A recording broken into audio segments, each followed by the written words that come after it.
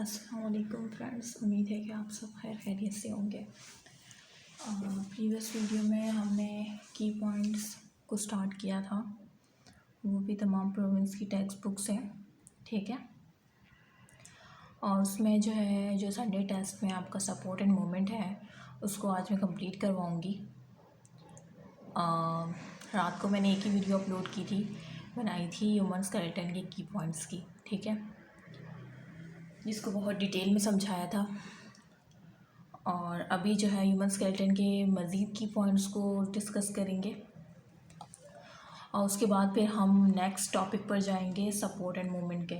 और इंशाल्लाह आज हमें अपना सपोर्ट एंड मूवमेंट जो चैप्टर्स है ना, ये जो बायोलॉजी सेकेंड ईयर बायोलॉजी का जो चैप्टर है सपोर्ट एंड मूवमेंट, इसको हम कंप्लीट कर लेंगे। इसके तमाम की पॉइंट्स को तमाम वीडियोस में कोशिश करूँगी कि आज ही बना लूँ और अपलोड भी कर दूँ, ताकि आप तमाम स्टूडेंट्स वो तमाम की पॉइंट्स की वीडियोस देखें और उसको मेमोराइज़ करें। वैसे मैं अपनी वीडियो में उसको मेमोराइज़ करने की पूरी कोशिश करती हूँ, आप लोगों ने देखी भी होगी। उसको देखने के बाद, उन तमाम की पॉइंट्स की वीडियोस को देखने के बाद आपको चाहिए कि आप फ़ौरन टेक्स्ट बुक ले अपनी प्रोविंस की, उसको रीड आउट करना स्टार्ट करें, ठीक है।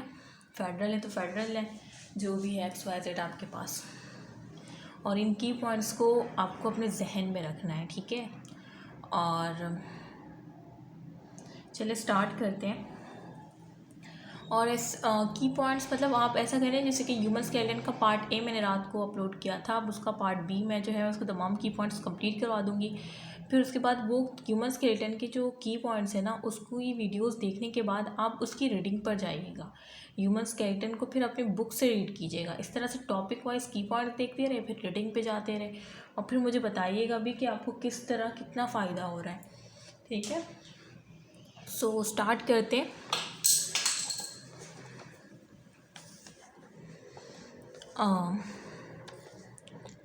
ये है एक 2 मिनट रुके, मैं ज़रा इसको जूम कर दूँ। अच्छा, मैंने कल की रात को वो वीडियो बना के अपलोड की थी, मुझे उम्मीद है कि आप लोगों ने वो देख ली होगी। डायरेक्ट इस वीडियो पर नहीं आइएगा, क्योंकि वहाँ से बेस्ड मैंने ली थी, तो इस वजह से पहले वो वीडियो देख ले जाके। Osteoblast are responsible. अब ये जो ऑस्टियोब्लास्ट है, ठीक है, ये रिस्पॉन्सिबल होते हैं किसके लिए? मिनरलाइजेशन के लिए, ठीक है। यानी जो ऑस्टियोब्लास्ट है, बॉन सेल 3 थे ना, 3 टाइप्स के थे, osteocyte, osteoblast, osteoclast and osteocyte. Osteoblast क्या थे? इमैच्योर थे, है ना। तो ये रिस्पॉन्सिबल होते हैं किसके लिए? मिनरलाइजेशन के लिए। ये MCQs में शायद आ भी चुका है, ये मुझे लग रहा है जैसे मैंने कहीं देखा हुआ है इसको। ये तमाम की पॉइंट मोस्ट इम्पॉर्टेंट है, इसी वजह से मैं आपको कह रही हूँ कि इसको मेमोराइज़ कर लें। ऑस्टियोब्लास्ट जो कि इमैच्योर है, मैंने पीछे इसके बारे में बहुत डिस्कशन की है की पॉइंट्स में। तो ये बेसिकली किसके लिए रिस्पॉन्सिबल होते हैं? ये रिस्पॉन्सिबल होते हैं मिनरलाइजेशन के लिए, ठीक है। अच्छा, सेकेंड वन क्या है? Osteocyte meets with osteoblast for purpose of communication.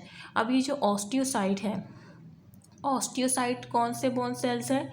ये मैच्योर बोन सेल्स हैं, ठीक है। अब ये ऑस्टियोसाइट मीट्स विद मिलते हैं, विद मीन साथ, किसके साथ? ऑस्टियोक्लास्ट के साथ जब मिल जाते हैं, फॉर पर्पस, किस मकसद के लिए मिलते हैं? ये ऑस्टियोसाइट जो कि मैच्योर बोन सेल्स हैं, वो osteoblast mean immature bone cells से मिल जाते हैं, किस मकसद के लिए? For purpose of communication.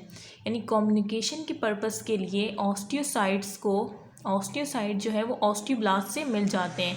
तो ये भी MCQs आ सकता है कि कम्युनिकेशन के लिए कौन से सेल्स किस से मिलते हैं? तो ऑस्टियोसाइट्स के सेल्स वो ऑस्टियोब्लास्ट से मिलते हैं for the purpose of communication. Communication mean राब्ते के लिए, ठीक है, राब्ता जिसे कहते हैं। मुझे उम्मीद है कि आपको ये की पॉइंट समझ आ चुका होगा, और ये याद रखिएगा कि for the purpose of communication 2 types of cells meets करते हैं। वो कौन से हैं? Osteocyte and osteoblast. The process in which osteoclast remove bone tissue, यानी वो तरीका, वो प्रोसेस इन विच जिसमें ऑस्टियोक्लास्ट बॉन सेल का यानी 3 बॉन सेल्स है ना, osteoblast, osteoclast and osteocyte. Osteocyte और ऑस्टियोब्लास्ट में प्रीवियस वीडियो में काफ़ी डिटेल में डिस्कशन हुई थी। ऑस्टियोक्लास्ट जो है ना, अभी जो इसका थर्ड सेल्स है बॉन सेल, तो ये एक प्रोसेस होता है, the process in which osteoclast remove bone tissue, यानी ऑस्टियोक्लास्ट को जो है रिमूव किया जाता है किससे, बॉन टिश्यू से, ठीक है। And breaking up the organic matter, और ब्रेक किया जाता है ऑर्गेनिक मैटर को, इसे कहते हैं बॉन रिसॉर्प्शन, ठीक है। सो ये देखें ईटा के 2014 में भी ये MCQ आ चुका है कि बॉन रिसॉर्प्शन जो है वो किससे कहते हैं, या तो द प्रोसेस जो होता है ऑस्टियोक्लास्ट को रिमूव करने का बॉन टिश्यू से, और जो ब्रेकिंग होती है ऑर्गेनिक मैटर की, इसे बॉन रिसॉर्प्शन कहते हैं। ये बाकायदा MCQs भी आ चुका है ईटा के 2014 में, ठीक है। सो ये बात याद रखेगा। The composition of organic material, जो कॉम्पोजिशन होती है, जो मिकदार है ऑर्गेनिक मटीरियल की, ठीक है, इन मैट्रिक्स में, और वो मैट्रिक्स किसका मैट्रिक्स, इन बॉन सेल, यानी बॉन सेल में जो मैट्रिक्स है उसके अंदर जो कॉम्पोजिशन है ऑर्गेनिक मटेरियल की वो कितनी होती है, 30%। तो ये आपको याद रखनी है कि बॉन सेल के मैट्रिक्स में ऑर्गेनिक मटेरियल की जो कॉम्पोजिशन है वो 30% है। अच्छा, ये पीछे भी मैं बता चुकी हूँ, पीछे 35 था, तो 35 30 मतलब ज़्यादा डिफरेंस नहीं है। अगर ऑप्शन 35 का आ जाता है तो आप उस पर टिक कर दीजिएगा, 35 का नहीं होता, 30 40 50 दिया होता है, तो जाहिर सी बात है आप करीब का देखेंगे ना, 35 नहीं तो 30 पे जाएंगे, ठीक है। इस तरह से 70 नहीं होगा, 75 है तो 75 पे जाएंगे। तो इस तरह से ये ऑर्गेनिक मटेरियल का कह रहे थे कि बॉन सेल्स के मैट्रिक्स में ऑर्गेनिक मटेरियल जो है वो 30% है, ठीक है। और जबकि इनऑर्गेनिक मटेरियल जो है वो कितना है, 70% या 75%। ये मैं प्रीवियस वीडियो में भी काफ़ी डिटेल में बता चुकी हूँ, तो वो स्टूडेंट जिसने वो प्रीवियस वीडियो देखी होगी उनको ये इजीली समझ आ चुका होगा। Matrix is composed of collagen fibres. अब ये जो मैट्रिक्स है जो बॉन सेल्स में प्रेजेंट है, ये किससे कंपोज हुआ हुआ है, ये कंपोज हुआ हुआ है कोलेजन फाइबर्स से। कोलेजन फाइबर से ये कंपोज हुआ है, और कोलेजन फाइबर्स कितने परसेंट है, 90% कोलेजन फाइबर्स है, एंड ग्लाइकोपर्सन जो है वो 10% है। ये भी बाकायदा MCQs आ चुका है, किसी पास पेपर का ये MCQs है कि मैट्रिक्स में glycoprotein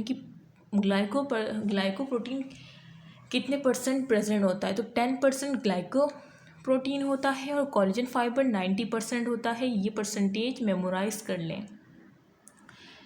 hydro oxidised is form of calcium phosphate, ये याद रखनी है कि कैल्शियम फॉस्फेट का बना होता है, वो सही है, फॉर्म हुआ होता है। और calcium and phosphate is related to blood, और ये जो कैल्शियम और फॉस्फेट है ये रिलेटेड होते हैं to blood by control of 2 hormone. यानी ये तो आपने, बल्कि ये शायद मैंने सिन टेक्स्ट बुक से इसकी रीडिंग करवाई भी है। अगर आपने शुरू से, अगर वो स्टूडेंट जो शुरू से वीडियो देखते हुए आ रहे हैं, शायद उनको ये बात पता भी होगी कि जो कैल्शियम और फॉस्फेट का लेवल है हमारे ब्लड में कंट्रोल करने के लिए, उसके लिए 2 हार्मोन होते हैं, पैराथॉर्मोन एंड कैल्सिटोनिन, ठीक है। ये 2 हार्मोन है जो कि हमारे ब्लड में कंट्रोल करते हैं कैल्शियम और फॉस्फेट की क्वांटिटी, ठीक है। तो 2 हार्मोन है, ये बात याद रहेगा, पैराथॉर्मोन एंड कैल्सिटोनिन। ये तो शायद पता भी होगी आपको, क्योंकि मैं शायद पढ़ा चुकी हूँ ये पहले भी, और ये आया हुआ भी है पास पेपर में, ईटा के 2015 में आया हुआ है। Inorganic material present in bone, और जो इनऑर्गेनिक मटेरियल होता है ये प्रेजेंट होता है किसमें, बोन में। इनऑर्गेनिक मटेरियल में sodium, potassium, magnesium, chloride, fluoride ये सब आ जाएंगे, ठीक है। ये बोन में प्रेजेंट होता है, जैसे कि बाइकार्बोनेट्स हो गए, सिट्रेट आयन हो गए, ये सब इनऑर्गेनिक मटेरियल है। इनऑर्गेनिक मटेरियल, ऑर्गेनिक मटेरियल तो आपको समझ आ रहा होगा ना, ये तो मैं केमिस्ट्री में भी बता चुकी हूँ। Inorganic material mean sodium, potassium, bicarbonate, ये सारे सब, और ऑर्गेनिक मटेरियल में प्रोटीन, कार्बोहाइड्रेट वो सब आ जाते हैं। अच्छा, mature cell of bone are osteocyte, बार बार बता रही हूँ कि मिच्योर सेल जो होते हैं बोन के वो ऑस्टियोसाइट होते हैं, इमिच्योर जो होते हैं वो ऑस्टियोब्लास्ट होते हैं।